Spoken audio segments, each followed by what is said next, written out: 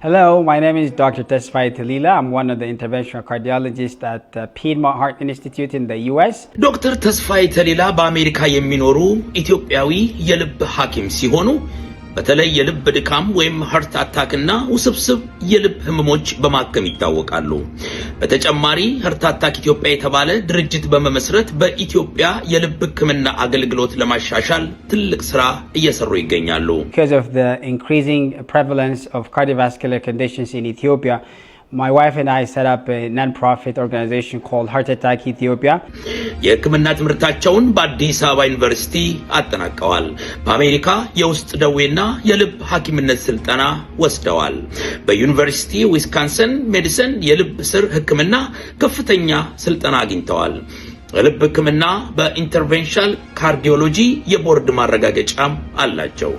ዶክተር ተስፋዬ ተሊላ ከባለቤታቸው አብሴኔት መሪድ ጋር ሃርት አታክ ኢትዮጵያ የተባለ ድርጅት መስርተዋል። የድርጅቱ ዋና ዓላማ በኢትዮጵያ በልብ ህመም ምክንያት የሚከሰቱ የሞትና የጤና ችግሮችን መቀነስ ነው። ዘመናዊ የልብ ህክምና አገልግሎት መስጠት፣ የኢትዮጵያ የጤና ባለሙያዎችን ማሰልጠን፣ የህክምና መሳሪያዎችን መለገስና በኢትዮጵያ ዘላቂ የልብ ህክምና ስርዓት ማቋቋም ነው። በ2024 ዓ.ም ሃርት አታክ ኢትዮጵያ በኢትዮጵያ በርካታ የልብ ህክምና ሂደቶችን አከናውነዋል። ከአሜሪካ የልብ ሐኪሞችና ባለሙያዎችም አምጥተዋል። ከ$1 ሚሊዮን በላይ የሚገመቱ የህክምና ዕቃዎችን ለግሰዋል። የልብ ህክምና አገልግሎት በሀገር ውስጥ ለማጠናከር እየሰሩ ይገኛሉ። ዶክተር ተስፋዬ ተሊላ በኢትዮጵያ ያለው የልብ ህክምና እጥረትና ለህክምና የሚጠባበቁ ብዙ ታካሚዎች ችግር በተደጋጋሚ ይናገራሉ። So this is the logbook for the huge list of patients that are waiting for surgery, and this is just one of them. This book is just for adults. There's another one for pediatric.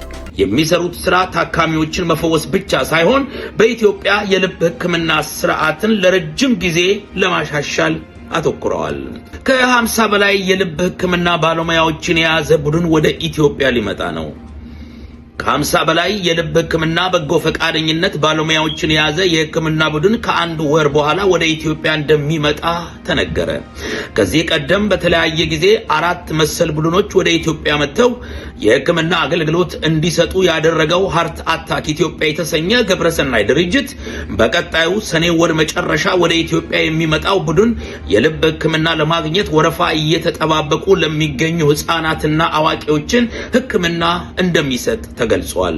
የህክምና በጎ ፈቃደኛ ባለሙያዎች ቡድኑ የልብ ስፔሻሊስት ሐኪሞችና ነርሶች እንዲሁም ሌሎች ባለሙያዎችን ያካተተ መሆኑን ተነግሯል።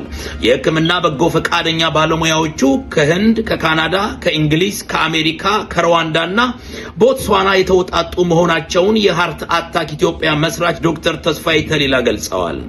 ሃርት አታክ ኢትዮጵያ በየጊዜው ተመሳሳይ ስራዎችን በማከናወን የልብ ህመም ህክምና ለማግኘት ወረፋ እየተጠባበቁ ለሚገኙ ህፃናት ህክምና መስጠቱን እንደሚቀጥል ዶክተር ተስፋዬ ያረጋግጠዋል።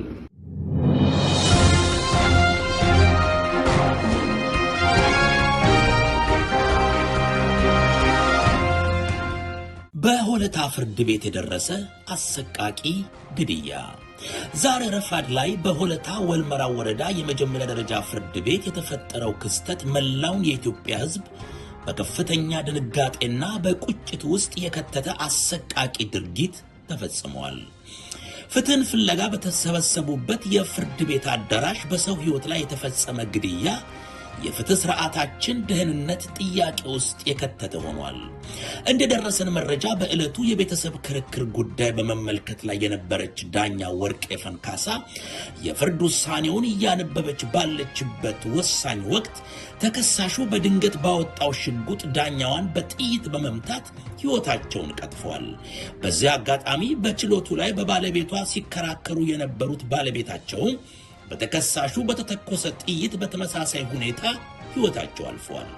ይህ አሳዛኝ ክስተት በዜጎች ዘንድ የት ነው ደህንነት ያለው የሚል ጥያቄ አጭሯል። አንድ ግለሰብ ታጥቆ ወደ ፍርድ ቤት አዳራሽ መግባት መቻሉ የፍርድ ቤቶቻችንን የጸጥታና የፍተሻ አሰራር ምን ያህል ደካማ እንደሆነ በአሳዛኝ ሁኔታ አሳይቷል። ሕግና ፍትህ ይከበርባቸዋል ተብለው በሚታመኑ የፍርድ ቤት አደባባዮች ላይ የጦር መሳሪያ ይዞ መግባት መቻሉ የፍርድ ቤቶችን የውስጥ ጥበቃና የፍተሻ ስርዓት በዋናነት መፈተሽ እንደሚገባ ግልጽ መልእክት አስተላልፈዋል። ትናንት ረፋድ ላይ በኦሮሚያ ክልል ሸገር ከተማ አስተዳደር ስር በምትገኘው ሳንዳፋ አካባቢ የተለመደ የአትሌቶች ልምምድ እየተካሄደ ነበር። ላቡን እያፈሰሰ የነገ ሀገራዊና ዓለም አቀፋዊ የድል ህልሙን ሰንቆ ሲሮጥ የነበረው አትሌት የይስ ታደለው ግን ቀኑ የህይወቱ ማብቂያ እንደሚሆን አላሰበም ነበር።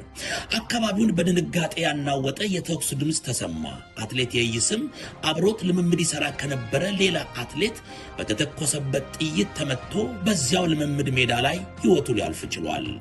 ይህ አሰቃቂና ያልተጠበቀ ድርጊት የስፖርቱን ቤተሰብም ሆነ የአካባቢውን ነዋሪ በከባድ ሐዘንና ድንጋጤ ውስጥ የከተተ ነበር። ከዚህ ዘግናኝ ግድያ በስተጀርባ ያለው መነሻ ምክንያት የሰሚን ጆሮ የሚኮረኩርና እጅግ የሚያሳዝን ነው። ታማኝ የመረጃ ምንጮች እንደሚያሳዩት ገዳዩ አትሌት በሟቹ ላይ መተት አስደርገህብኛል እንዲሁም አስተበተበህብኛል በሚል ከባድ ቂም ቋጥሮ ይህንን ዘግናኝ ወንጀል ሊፈጽም በቅቷል። ድርጊቱን ከፈጸመ በኋላ ገዳዩ አትሌት ነፍሱን ለማዳንና ከቦታው ለማምለጥ የሞት ሽረት ሩጫ ጀምሮ ነበር።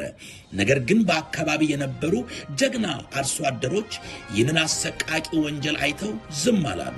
ገዳዩን ተከታትለውና ተኩሱን ጭምር ተለዋውጠው ወደ ከተማ ሳይገባ ከነመሳሪያው እጅ ከፍንጅ በመያዝ ለሕግ አሳልፈው ሰጥተውታል። በአሁኑ ሰዓትም ገዳዩ በቁጥጥር ስር ውሎ ምርመራ እየተካሄደበት ይገኛል።